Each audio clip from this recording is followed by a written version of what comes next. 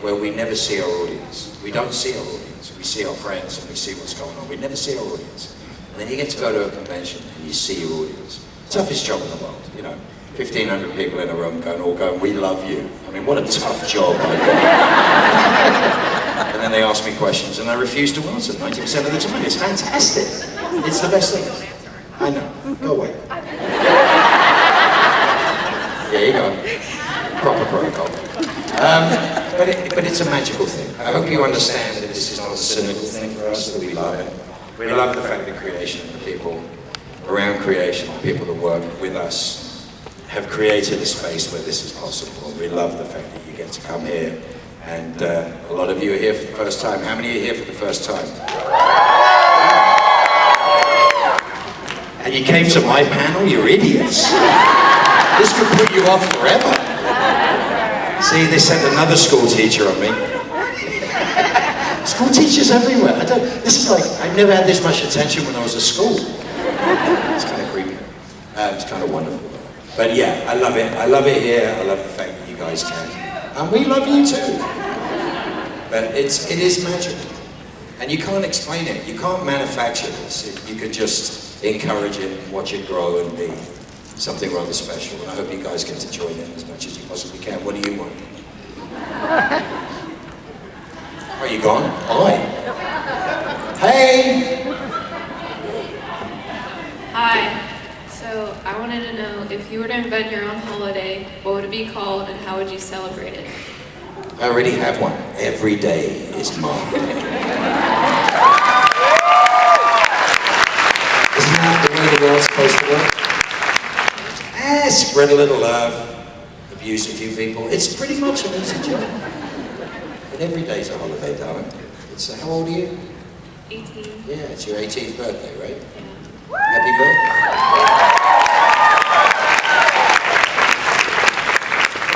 I think the fact that I'm 35 years sober and I've been dead a bunch of times probably has a little bit of a spin on the fact that all you got is now.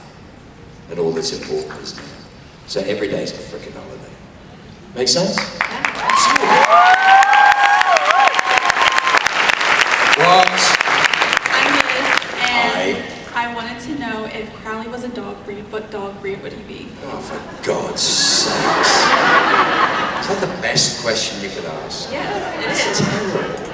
It's very informative for me. It's really not. It is. So what dog breed would you think I would be? Chihuahua. That doesn't even make any sense. I don't speak Spanish. Don't all Chihuahuas speak Spanish? They sound like they speak Spanish. What? Are you a Chihuahua? Then what are you talking about? Ask a Chihuahua. I'd rather talk to an authority than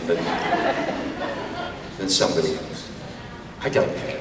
I love you, but I don't care. I appreciate that. What kind of dog do you have? I have a German Shepherd. Yeah, that's what I am. My mother's German, my last name's Sheppard.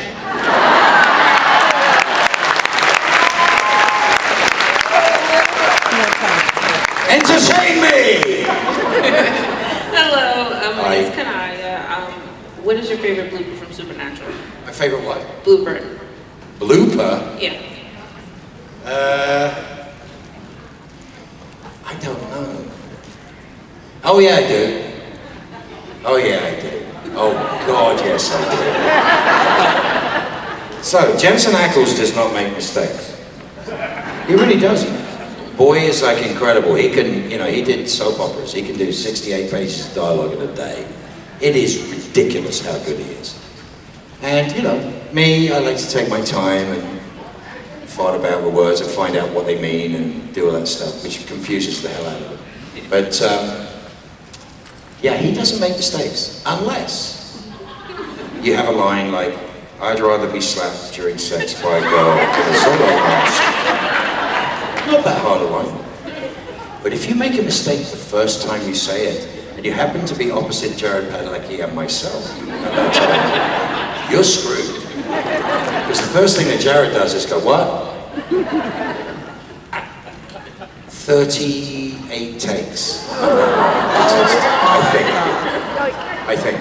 He doesn't mess up. And the The fact that he doesn't mess up made that mess up so funny that we tortured him for the entire time. And there is literally 38 of those on camera. And we used those as the interstitial pieces for our blooper reel for that year. So all you would have is something funny happen, and then I'd rather be saying, I'd rather be, so yeah, ask him about that sometime. One time I was selling that, and he happened to be on a balcony that was overlooking a room like this that I was doing this in.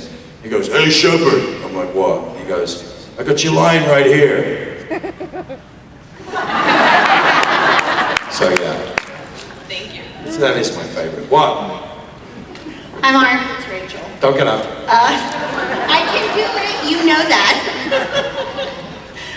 So I have another friend. I have a lot of friends in chairs, and that's something I say every single time. And all they do is this. That would have been Jewel. It's true. Who Yes. you've also acted with. And when he came from getting the gig to a little more successful, Who? he made, you were on Firefly. Oh, right, yeah. Okay, so he made a bucket list, and in his bucket list, there are things he wanted to do on camera as Yeah. an actor. So Yeah. do you have a bucket list of things you want to do on camera as Mark? No, I've got a bucket list of things I never want to do again. And he also has the habit of sliding prop pieces from one show to another. Yeah, we've all done that Does for Mark fun. do But that? well, we do fun things like in Battlestar, I had a cane. If any of you know Battlestar, it's West Wing in space. If you haven't seen it, it's the most incredible show ever made. And there's a thing with a cane, and I won't explain what the thing with the cane is. But when we went to go do Walker Independence, the showrunner worked on Battlestar. Sheppard's Kevin Feige worked on Battlestar.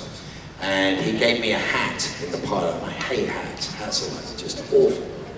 I got a giant head, and it doesn't look good. He gave me a top hat. I look like Willy Wonka. This is not cool. He's like, "You won't wear it?" And I'm like, "Dude, it looks stupid."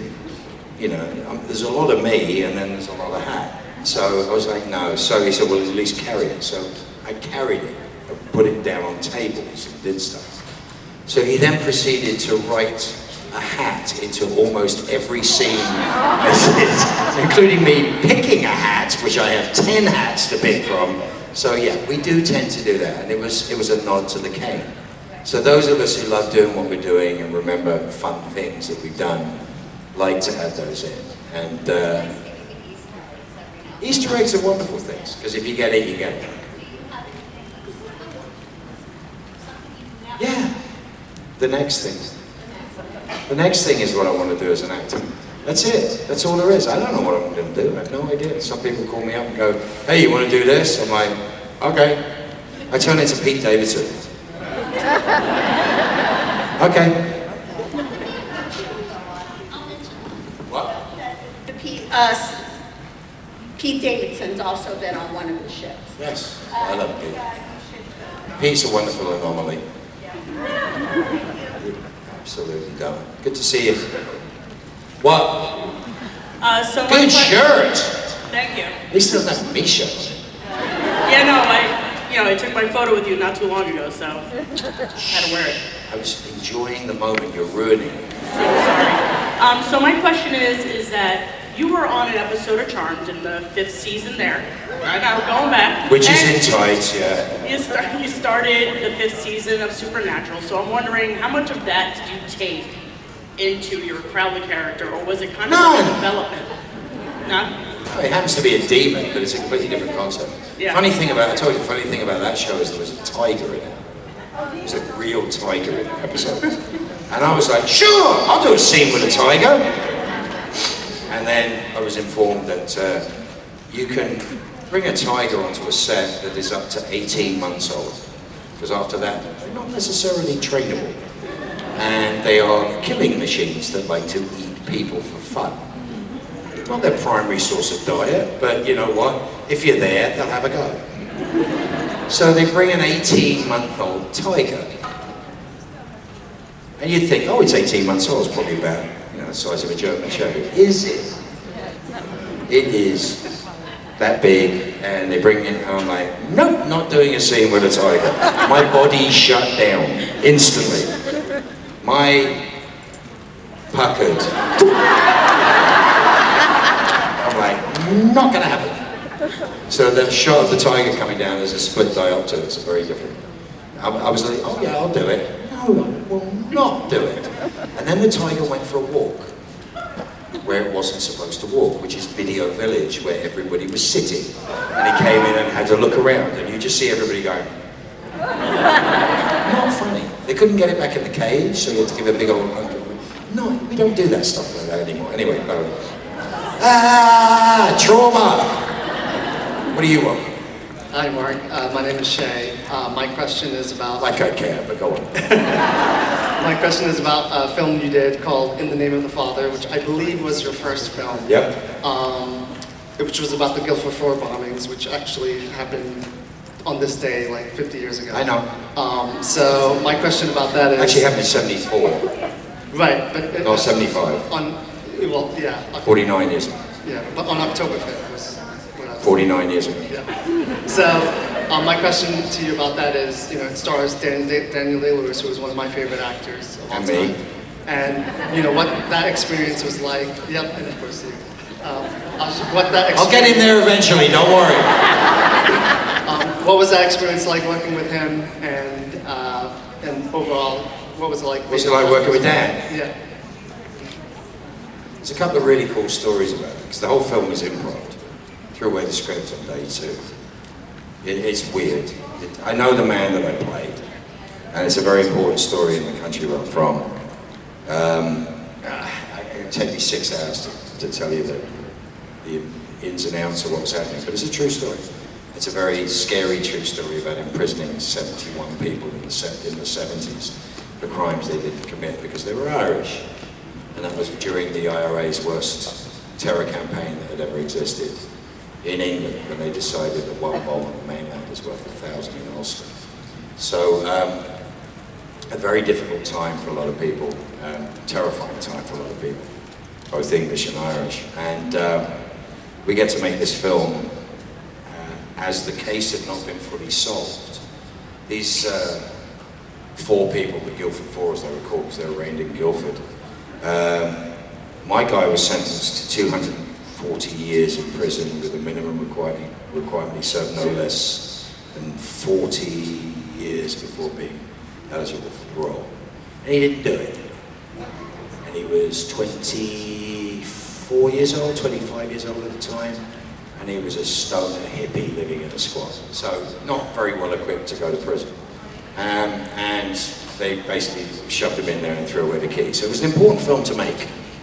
And I'll tell you the weirdness of that film, and the wonderful weirdness of working with Danny. One day I'll tell some other stories about it, which are really cool. But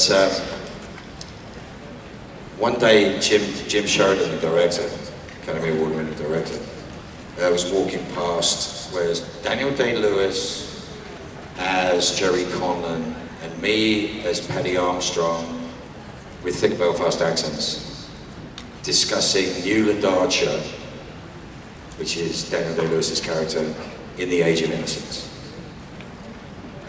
And I'm basically going, I don't like him. And he's like, why don't you like him? I said, he should have married Michelle Pfeiffer.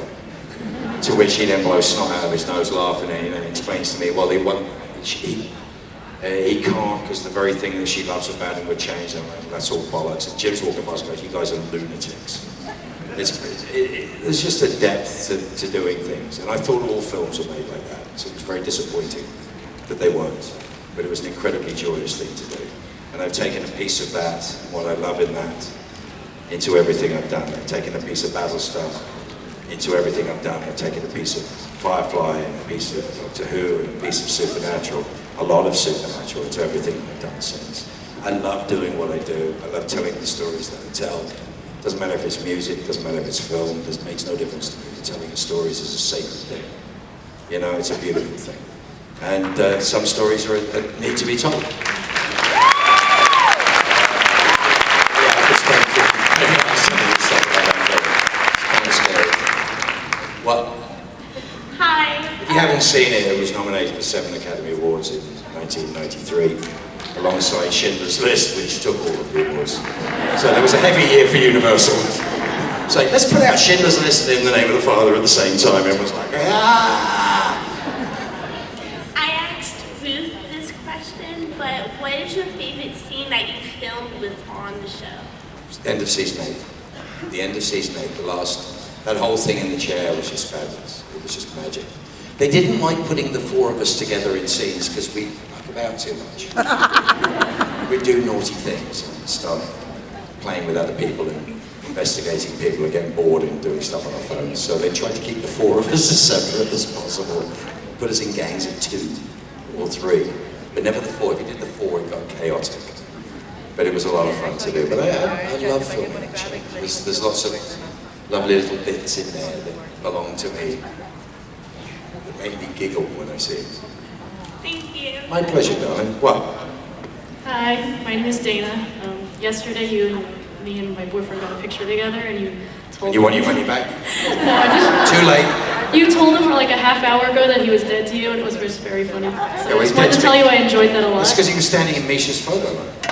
Yeah, true, and also you pressured him to get the picture with I us, did. so That was good. It was amazing. Did you like the picture? Oh yeah, it was Well, amazing. it's because you wanted the picture, and I knew you wanted Yeah. the picture. Well, you know, we spent a lot of money this weekend, but we wanted it really Was bad. it worth it? 100%. There you go. 100%.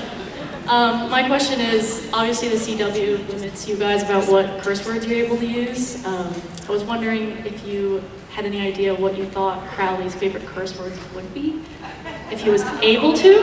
I'll tell you this. Yeah, anyone here seen the series Doom Patrol? Oh my God, that's fine. Okay, just to let you know, stars Brendan Fraser, Matt Bomer, Timothy Dalton, Diane Guerrero, April Bowlby, Joanne Wade, Michelle Gomez, Alan Tudyk, Julian Richards, Julian McNiven. Everybody's in it. Watch it. 4 years, end up on HBO. It is an incredible piece of writing, and it's insane. And it's Jeremy Carver's series. It's what I went and did while they were doing season 13 or 14. And here's the fun part. So on the first page of my first scene in Doom Patrol, episode 4, I have the C word. But I have a very English version of the C word. It's not derogatory towards a female, it's not whatever, it's actually derogatory towards Timothy Dalton, of all things. And the fun part of that is I have avoided saying that word on television for about 35 years, obviously. And so I write an email to Jeremy Carver going, apparently I'm saying the C word for the first time in my career on television. And he literally writes me an email back that goes, hold on a second, I'll have a look, ellipses. This is an email. He's like, yeah, it's still in there, so you probably are. This is a man who I used to regularly write to when I was doing Supernatural and go, am I dead yet? To which he would respond with things like, I'm just writing that scene now. So this went on for years. And then, of course, because I'm playing Constantine in Doom Patrol, it's called Will It Be Kill Me, but it's Constantine. He can't kill me. So I keep writing him emails going, am I dead yet? And then he wrote me one that said, I would never kill you off, asterisk. And there was nothing below it. That's kind of evil. These are the kind of people I work with. So the cursing is interesting. Battlestar invented frack for the very reason that you needed a curse word on that show. It was sci-fi and you couldn't curse on sci-fi. So it's, you know, and I always taught my kids about cursing. I curse a lot, but I always taught my kids about cursing. Intention is what matters, not the actual word itself. There's no bad words, there's only bad intentions. I could call you a kettle, and it could be derogatory. Think about all the shitty, derogatory, racial and gender norm-affirming words we can use, and they're very innocuous. They're awfully innocuous words, but their meaning and their weight carries so much nastiness, and it's the spite with which they're thrown at you.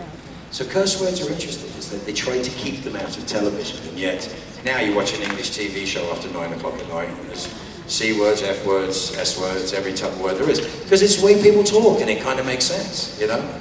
And I don't think we're as offended as we used to be. I don't think we need to be as protected as we used to be.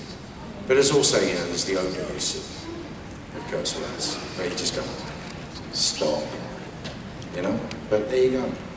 I also wanted to ask for a hug earlier, and I